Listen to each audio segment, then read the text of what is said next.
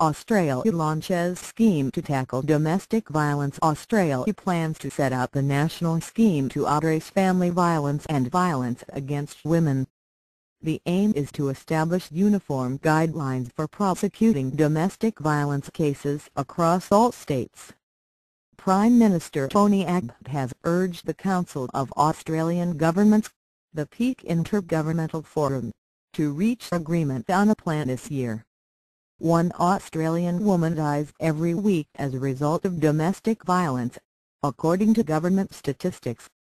Mr. Abbott's announcement comes 3 days after a campaigner against domestic violence, Rosie Batty, was named Australian of the Year. Ms. Batty's son Luke was killed in public by his father last February while playing cricket. After her son's death, Ms. Batty emerged as an articulate and powerful advocate for the rights of women and children living in violent relationships, giving new force to efforts to prevent family violence across Australia. Activists say Ms. Batty's ability to explain why so many women struggle to protect their children from violent partners helped make family violence a key campaign issue for all political parties in last November's Victoria state election. Terrible things. Mr. Abbott said at a press conference on Wednesday that Ms. Batty's advocacy had played a role in his decision to establish the national scheme. He said she was advising the government on how to make it easier for women to get help from the authorities.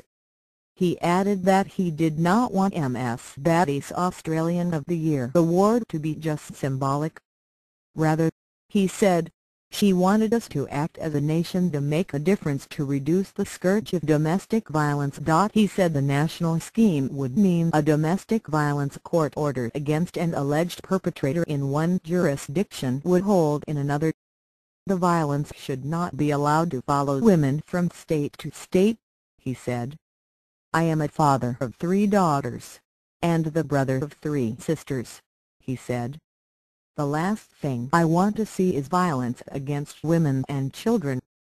Mr. Abbott said one of the issues that would be addressed was greater coordination between police, social services and mental health bodies.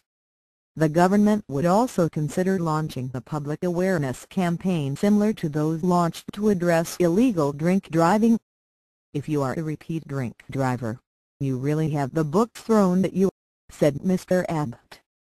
But if you breach a domestic violence order, often there are hardly any consequences.